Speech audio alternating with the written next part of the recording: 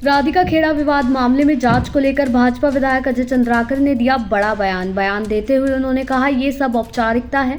कांग्रेसियों ने एक महिला के साथ अपमानजनक व्यवहार किया। राधिका खेड़ा इतनी असुरक्षित हो गई कि वो पीसीसी चीफ के पास जाने के लिए अपनी मां को लेकर गई। ये कांग्रेस की संस्कारहीनता है। महिलाओं के साथ कैसे व्यवहार करें ये कांग्रेस को नहीं पता। इस मामले में कार्रवाई होनी चाहिए। मोदी शाह 10वीं पास हमें क्या संविधान सिखाएंगे। चरणदास महंत के इस बयान पर बीजेपी विधायक अजय चंद्राकर ने कहा वो संतुलित बोलने वाले आदमी असंतुलित बोल रहे हैं। इसके पीछे कहीं ना कहीं कोई कारण है। उन्होंने भाभी जी को चुनाव लड़ाकर कोई गलती की ऐसा मुझे लगता है। साथ ही अजय चंद्राकर ने कहा कि दीपक बैज एक स्क्रिप्टेड नेता है। दीपक बैज स्क्रिप्टेड लीडर हैं। भूपेश बघेल जो बोल दें या पेपर में जो पढ़ लें अपनी भाषा में वो उसे दोहरा देते हैं।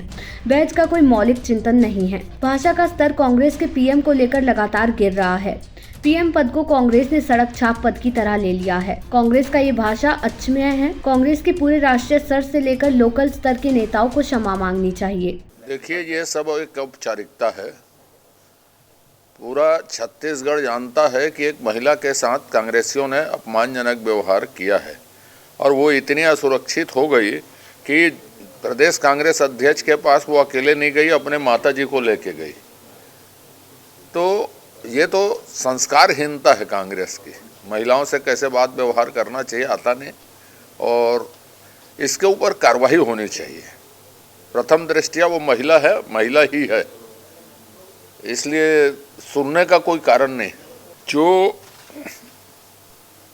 ऑक्सफोर्ड यूनिवर्सिटी से लेके यहाँ के जो बयान आए हैं वो आए हैं, आप लोगों ने भी पढ़ा होगा, 50-60 हज़ार आदमी में एकाध का हो सकता है।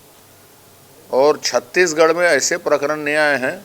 और भूपेश बघेल जी ने वो टीका लगवाया है कि नहीं लगवाया है, उसको जाके ऑक्सफोर्ड में अपना चेक कराना चाहिए।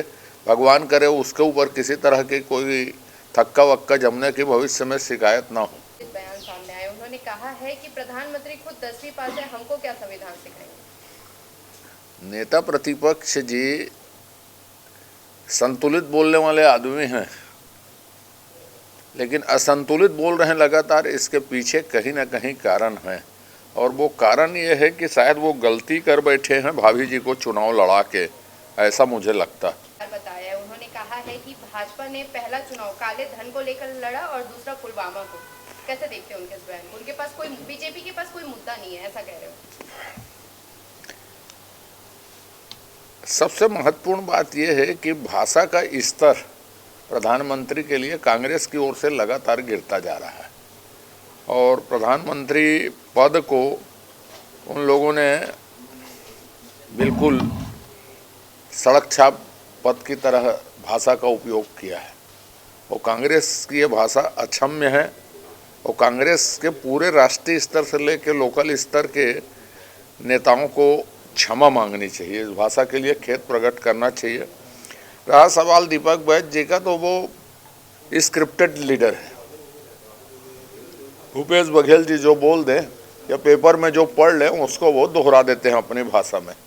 उसका कोई मौलिक चिंतन नहीं है, इसलिए उसके बात को नोटिस लेने की ज़रूरत नहीं। प्रचार प्रसार थमेगा नहीं। प्रचार प्रसार जो सार्वजनिक हो रहा है वो थमेगा, लेकिन ज़मीन पे लड़ाई तो तेज होगी और सारे कार्यकर्ता ज़मीन में उतरेंगे और अधिक से अधिक पोलिंग करवाने के लिए काम करेंगे। ये इस बार के लोकसभा चुनाव रिजल्ट देख लीजिएगा 4 जून तक। अब 3 दिन बाद छत्तीसगढ़ का चुनाव हो रहा है। आप लोग मस्त घूमने जाइए, थोड़ा स्ट्रेस फ्री होइए और 4 तारीख को देखिएगा कि 11 के 11 कमल फूल मोदी जी को समर्पित होंगे छत्तीसगढ़ से।